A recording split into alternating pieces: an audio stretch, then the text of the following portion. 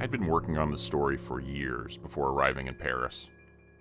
This trip was meant to be a culmination of nearly a decade of exhaustive research and interviews, all of it leading here.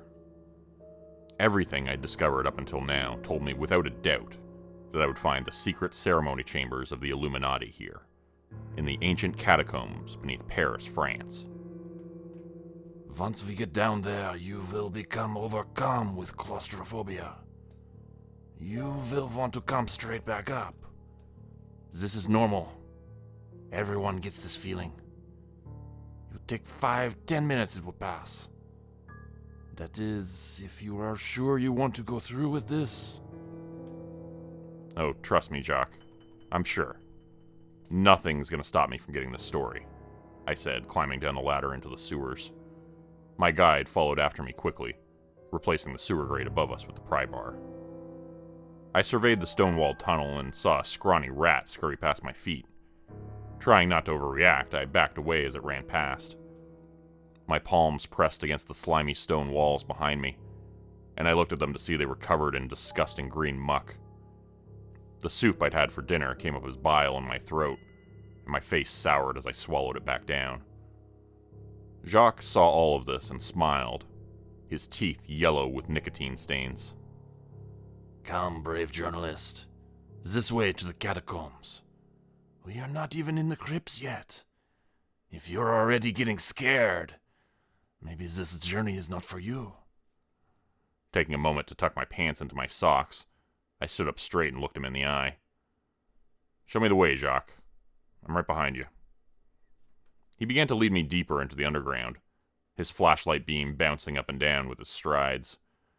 After traversing dozens of tunnels, we came upon a winding staircase.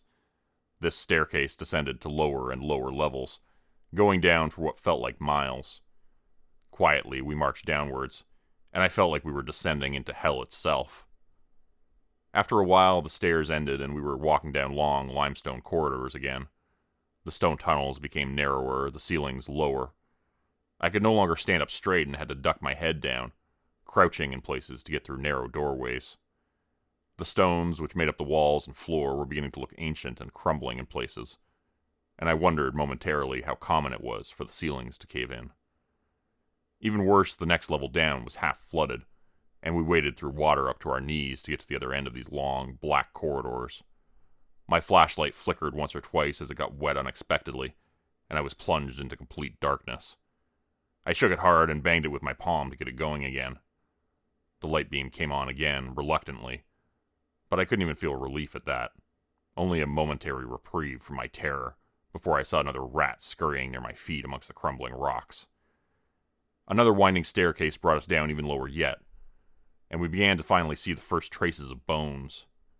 They lined the sides of one hallway like a decorative fringe made from human remains. The bones and skulls started to appear occasionally on the walls, ceilings, and floors, becoming more common as we descended lower and lower into the crypts. At first they acted as decoration, but soon they were the predominant building material. Femurs and skulls making up the walls around us. 6 million dead Parisians are said to be buried down here. Did you know this? Jacques said in his heavy accent. Yeah, I stumbled across that number quite a few times during my research. They brought them down here to be buried, from all over. The dead outnumbered the citizens of Paris, 10-1 at that time. Can you imagine this, brave journalist? The wagons full of the dead, being carted into the city by the ton. The smell, all a product of the Black Plague, the Great Death, and of course, other causes. We came to a small room that had walls made of bones. It reminded me of a jail for some reason, the space cramped and small.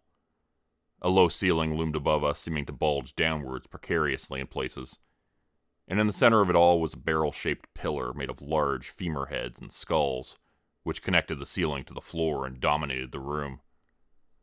There is another chamber like this, further up, more well-known and visited by the tourists, Jacques said as we went through the room to the other side. But this room signifies the entrance to the Illuminati's territory. We are past this threshold now. No one comes down this way except for them. Very few people know about the existence of this place. It was stunning to see the labyrinth of tunnels below Paris in person. The rooms were made of bones, and entire hallways seemed to be constructed from the macabre building materials. I had researched this place exhaustively before traveling here, but still, to see it all in real life was astonishing, and I was more than a little scared. There were human remains everywhere, and they were becoming the primary building materials used at this depth. The next room was also made of bones and skulls, extending like an antechamber into a larger space which reminded me of a church foyer.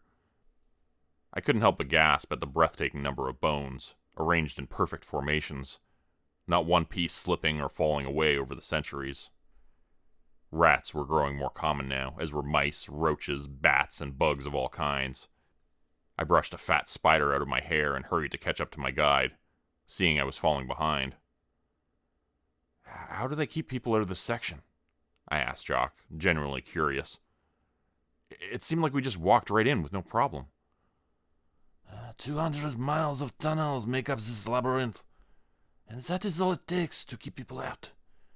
No one wants to get lost down here, so they just avoid certain sections known to be dangerous. The places where people have been known to disappear. I gulped, my throat dry and no saliva left to swallow. I knew it was dangerous coming down here, but maybe I was in over my head. Still, Jacques was a professional. "You've been down here before, though, right?" Of course, Jacques said, continuing to march. Many times. He was picking up speed, and I was tired, finding it harder and harder to keep up. I was out of shape, and my adrenaline dump had all but evaporated. "Hey, man, can you slow down? I'm running out of steam here." But he didn't slow down. In fact, Jacques kept moving faster down the corridor, the distance between us growing larger and larger. "Jacques? Hey, buddy, hold up! Stop!" I yelled, my voice echoing loudly in the tunnel. Suddenly I tripped over a raised stone in the middle of the corridor, falling hard on the ground. My wrists flared with pain as they braced my fall. My palms were road-rashed from scraping the ground on impact. But the worst pain was in my ankle. It felt as if I'd rolled it. I looked around for Jacques, my eyes searching for him in the dim light, but Jacques was gone. I stood up gingerly, trying to put pressure on the ankle I had just injured. Immediately I felt an agonizing pain, like a jolt of lightning running up from the bottom of my foot as I set my weight upon it. I collapsed back down onto the cold stone floor, sweating despite the cool temperature underground. Calling out loudly for Jacques again, I screamed until my throat was hoarse. But he did not come back. "It's okay," I told myself. "Just turn around, walk back the way you came. Simple, easy does it." Standing up, this time supporting my weight with my hand against the wall, I managed to rise to my feet. Or should I say foot? Whatever was wrong with my left leg, it would require a doctor and x-rays. And that meant getting out of this place as quickly as possible, hopping on one foot. Clearly Jacques was not in his right mind, I decided, hobbling in the direction I'd come from. Who would do something like this? I'd paid him to be my guide through these dangerous tunnels, and he brought me down here and abandoned me. He'd left me for dead. The catacombs were no joke in that regard. Many people had become lost and died down here over the centuries, and their grave markers dotted the tunnels. I wanted to punch Jacques in the face. Didn't he realize his carelessness could mean my death? Of course he realizes that. This wasn't carelessness. He left you down here on purpose. Now you're going to remain down here until you run out of food and water. You'll be roaming these tunnels until you collapse from exhaustion. These thoughts were not helpful, so I tried to put them out of my mind. It was difficult to do, considering the labyrinth I'd found myself in without a guide was constructed of bones, a constant, grim reminder of my likely fate. There were a few intersections leading back towards the room with the giant pillar made of bones. I figured I could navigate these by memory easily enough, and then could use that room as a checkpoint of sorts. But much to my surprise, I made the turns by memory and did not find myself back at the room I was remembering with the large pillar at its center. Instead, I found myself at another intersection, with 2 identical branches leading left or right. My heart was pounding faster and faster as I thought about this. Guessing that I'd misjudged the number of turns, I decided to go right. But at the end of that long tunnel, I found another intersection. No, this isn't it, I said aloud, second-guessing every decision I'd made. I hobbled back to the last intersection and went the other way instead, but I only found another identical fork. Oh no, this isn't good. Every turn was exhausting me, taking the last bits of my energy, and I had barely anything left now. I pulled out my phone with shaking hands, hoping there would be some shred of signal, but of course there was nothing. The maps I had downloaded onto the device only showed the well-known levels above, so they were of no use. This section was uncharted, hence why I had hired Jock. This way, I heard a voice whispering softly from down the long tunnel. Oh, thank God, Jock, is that you? This way, the voice repeated, sounding like a snake hissing. I took a tentative step in that direction, wincing as I forgot momentarily about my injured leg. Jacques? Yes. I did as the voice directed, not seeing the source of it. The whole situation was creeping me out, but I was thankful Jacques had found me. It was probably just such a long tunnel he didn't want to walk all the way down it to meet me. Maybe that was why his voice sounded so funny, too. I hurt my leg, man. Can we go back up? I need to get to a hospital. This way. To go back up? Okay, slow down, man. I'm coming. Hopping on one foot, it took me a while to reach the end of the long hallway. The walls were skulls with empty black eye sockets, peering out at me from their positions in the mortar. I expected Jacques to encourage me or say something sympathetic about my injury as I hobbled along, but instead it was completely silent in the catacombs, aside from the echoing sounds of my awkward movements. Once I reached the end of the corridor, I found no one waiting for me. Jacques was gone once again, and all I heard was the sound of his voice from far up ahead. This way, he said from down the narrow tunnel. Hey, will you stop for a minute? You're freaking me out, Jacques. Just stop, will you? But the voice just continued whispering, the sound of it fading off as if walking away. I couldn't make out the words, but the idea of being left completely alone down here terrified me, and I hurried after him, ignoring the pain in my leg with each limping step forward. Hold on. Ow, I'm right behind you. Can you just wait a second? Stop! Arrête! Arrête! Jacques, arrête! My French was limited, but I knew the word stop at least. It didn't seem to have much impact on Jacques, though, as he continued moving away from me, the sounds of his muffled footsteps growing quieter as he disappeared down another long tunnel. The flashlight in my hand went dark again, plunging me into total pitch blackness. I banged on the bottom of it with my palm, trying to shake the batteries back to life, but it remained dark. I slapped the flashlight once more as hard as I could, my palm flaring with sharp pain. It flickered on reluctantly, looking dimmer than before, and I breathed a sigh of relief. My eyes scanned the walls as I shuffled past thousands of skulls and bones of all shapes and sizes. Rib bones and femurs, fingers and toes. But outnumbering all of them were the skulls. The blank, empty eye sockets always staring at me from a million different directions. This hallway ended in a room with 3 entrances. I didn't recognize it at all and realized that despite my efforts to leave, I was only being led deeper and deeper into the catacombs. Jacques wasn't showing me the way out. He was leading me further in. I looked at the stone walls which made up this chamber. Instead of bone, it was made of more traditional materials. But that didn't make the space any less creepy.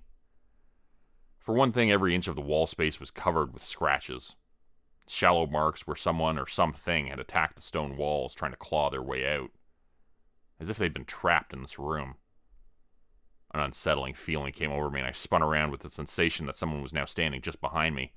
Someone looming and tall with bad intentions. When I looked, there was no one there. The room was empty except for me. Even Jacques' whispering voice was gone now, and I was beyond freaked out. Suddenly I remembered the stories I had heard of the whispering walls of the catacombs. Supposedly, the restless spirits which haunted this place would lure you deeper and deeper, causing you to become disoriented and confused. The old legends said never to come down to this place after midnight, as that was when the spirits began to speak. That was when I heard the singing start. It was a low, chanting, humming sort of song, like you'd hear monks singing in a cathedral. But it was darker somehow, more unsettling and unfamiliar than that. There were words I couldn't make out, the sound of them drawn out and ranging in pitch from very high to very low at times. It all sounded alien and wrong to my ears. But it meant there were people down here. Even if they were Satanists or cultists or whatever, there were people up ahead. I began to hobble along, traveling down the corridor and moving in the direction where I heard the voices coming from. They grew louder as I drew closer, and I tried to make out the words. Whatever language the song was in, it wasn't English. It didn't sound like French or German either, nor did it sound like Spanish or Latin or any other language I'd heard. The closer I got to the chanting voices, the more terrified I became. The voices sounded cold and inhuman, their song filled with a strange power that reverberated and echoed throughout the catacombs, as if they were calling forth something from deep beneath the earth which was meant to remain locked away and hidden forever.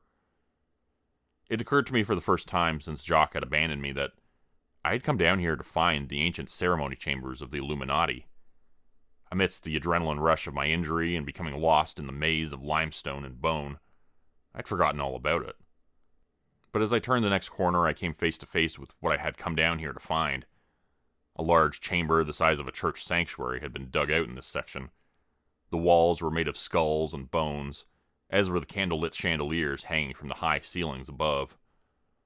There were more than a dozen people in long, brown hooded robes, their faces shrouded in darkness. Symbols of pyramids with eyes at their center could be glimpsed decorating the walls, and were stitched on crimson-red banners which hung from the arches. This was it. The secret ceremonial chambers of the Illuminati. The place where they held their most sacred rituals. And somehow I had chosen a night to come when they were performing a ceremony. Good for fact-finding. Not so good for my own personal safety and well-being. I ducked behind the wall again, scared of being seen by the robed figures. At least I could follow them out of here, I thought to myself. Once they were finished whatever ritual they were doing down here. As long as I could stay hidden, they would lead me out of this maze. And in the meantime, I could take notes in order to write the most expansive and detailed article ever, covering the real workings of the Illuminati. I was sure to get a Pulitzer for this. Listening closely, I took notes on my phone and watched as the ceremony proceeded. The slight glare of my phone made my eyes blind to the darkness in my peripheral vision, or else I might have seen the people sneaking up on me, or felt their presence more quickly. But instead, I spun around just as they were closing in on me, and two large, strong men in brown robes were grabbing me, holding me so tightly I could barely breathe. Jacques was suddenly standing there in front of me. Reaching out towards my face, he grabbed my left cheek and squeezed it, pinching a flap of fat between his fingers hard enough to sting. There you are, brave journalist. We've been looking everywhere for you. Then they were dragging me into the ceremonial chambers, my toes sliding over the stone floor as I screamed, kicking and thrashing, trying desperately to get away. A moment later, someone shoved a stinking, wet rag in my mouth, muffling my cries for help. There you are. We've been waiting for you, Pierre. The men in the sanctuary looked impatient as we approached, and Jacques responded to them quickly as if they were his superiors. I was beginning to realize that Jacques was not this man's real name, and he was certainly not a tour guide. They began to talk back and forth about a ritual, the leader of the road people asking Jacques a series of questions about me. It turned out my guide's real name was Pierre, and he knew a lot more about me than I realized. He rattled off details about my personal life, friends, family, contacts at work, and most disturbingly, how long it would take for my disappearance to be noticed. We can rest assured no one will report him missing until tomorrow afternoon. That's the latest. That is when his next phone meeting is scheduled with his editor, to discuss his progress on the Catacombs story. I tried to bluff them somehow, but the rag in my mouth prevented me from speaking any lies. And what Pierre was telling them was essentially true. Somehow he had managed to access my email and was privy to all of my communications. Can you send a message to delay the meeting? Buy us a bit more time? I can try. I will send something tomorrow saying that he isn't feeling well, or that he is tired and needs to rest. It should give us a few more hours at least. Maybe another full day. Then there will be many questions for me to answer. There always are. But that's why we pay you so well. Good work, Pierre, the man said, handing my guide a thick manila envelope. Your service is always appreciated. Merci, he replied, bowing his head, then turning to leave. Oh, one more thing, Pierre. You did put the fear of God into him, didn't you? The ancient ones prefer the taste of terror in their meals. Always, monsieur. I always make sure they are brought to you with the fear. And trust me, this one is full of it. For once, Pierre didn't lie. I had been terrified since stepping foot down in this cursed place. And since he'd left me to die in that dark corridor, I'd been on the verge of a full-blown panic attack. Looking around at the bones all around me, making up the walls, sconces, pillars, and ceilings of this room, I realized I would soon be added to this collection. Just another stack of bones for the ever-growing pile. I thought about the bustling city above us, living in blissful ignorance of this terrifying place below the ground. I picture the cafes, restaurants, even the westernized fast food places above us. Strange things occur to us when we're about to die. And at that moment, for some reason, I pictured Ronald McDonald, dressed as death in a long black robe, the hood shrouding his face in darkness. He was holding a sickle and an hourglass, staring at me as I was dragged past him, down another set of stairs leading down, deeper and deeper. Welcome to the Catacombs, he was saying as he marched behind me. Home of the world-famous Big Stack. Over 6 million satisfied customers. And counting.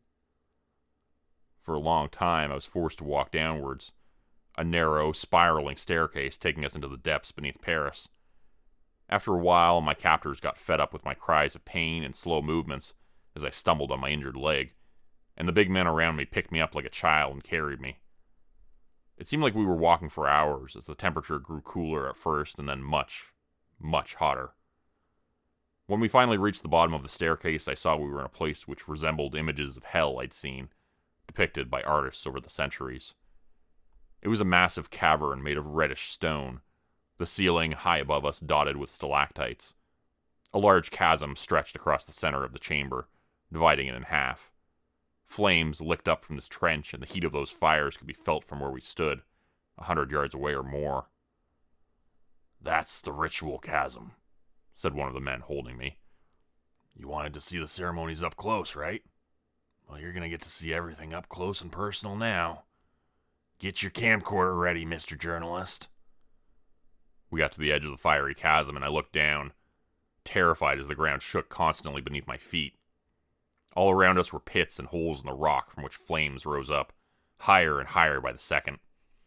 I could hear chanting voices far below us, singing inhumanly. It hurt my ears just to listen to these songs, and I struggled to break free, but the men holding me were strong, and pushed me closer and closer to the precipice. I looked down to see huge, monstrous forms moving down below. There was not just one, but several Goliath beasts, the size of cities by the looks of them.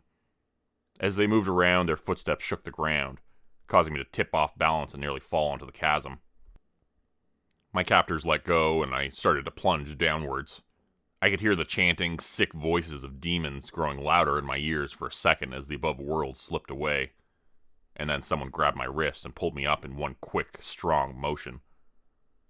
I was speechless, my legs shaking, my injury completely forgotten in the adrenaline of the moment, as I stared at Pierre's face in front of me. The man who had led me down here as Jacques, the fake catacomb tour guide, had just saved me from certain death. If not for him, I would have fallen hundreds of feet into darkness and flame, screaming the whole way down, only to be snapped up by the jaws of some massive subterranean creature. I cannot watch you do this to another innocent person, Pierre said to the men, pulling a pistol from his belt. Get down on your knees and face that way. Do it now. The men got down on their knees, facing the fiery chasm. Without a moment's hesitation, Pierre shot each one of them in the back.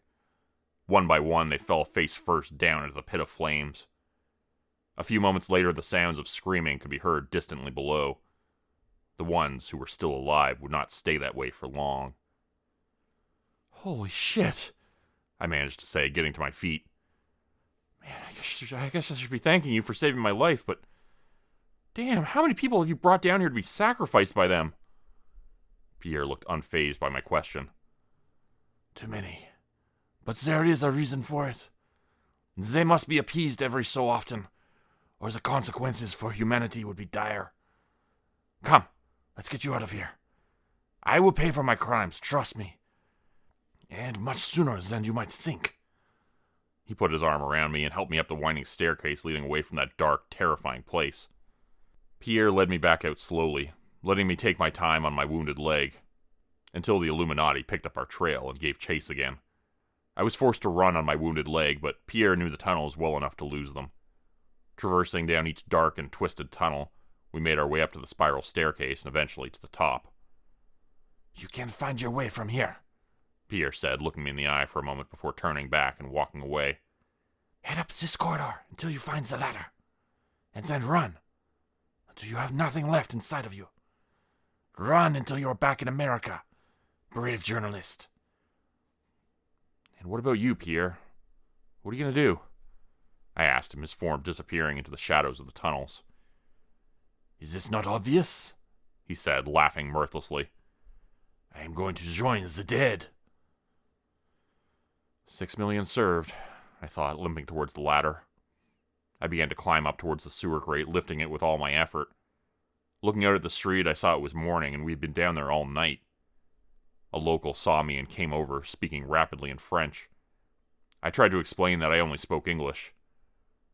Ce n'est pas un problème, he said, thinking for a moment, then continuing in English. Are you all right? Did you become lost in the catacombs? Yeah, I said, slightly shocked. How did you know? He pulled back his jacket to reveal a pistol, and a belt buckle emblazoned with a silver triangle, an eye at its center. Easy, monsieur journalist, he said. We see all, and we know all. Now get back down the fucking ladder! I was so shocked that I froze momentarily, before remembering the dark depths of the tunnels and the horrible things which lay waiting to devour me beneath the lowest levels of the catacombs. That thought broke me from my paralysis, and I forearmed the man's wrist with every ounce of strength I had, knocking his gun aside. It skidded across the pavement, and I ran, ducking behind a wall as he picked it up and began firing at me from behind. I heard a bullet zip past my ear and felt the hot sting of it burn my earlobe. I ran as fast as I could from him, losing him in an alley. There were several others behind him, and I breathed a sigh of relief when they ran past as well. They've been gone for a while now, but I'm still terrified to move. I know they will be back. I know if I leave this dark, hidden place in this alley, they will find me. The Illuminati are everywhere, and it's only a matter of time before they capture me again.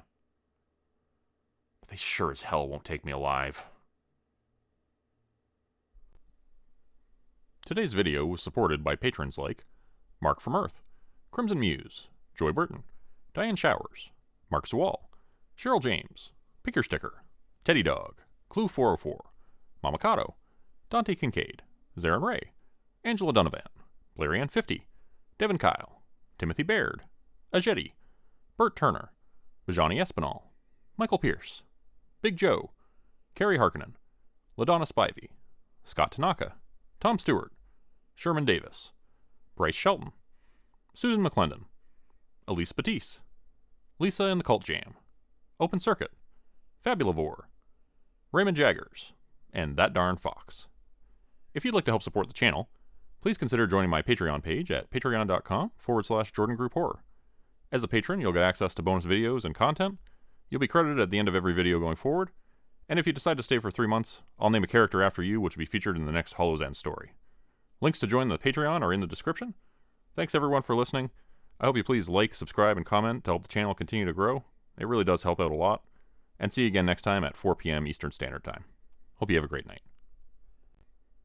The story you just heard was written by me, and a variation of it previously featured on the Dr. Nosleep podcast and YouTube channel. If you'd like to check out their channel for more content, please check out the description below.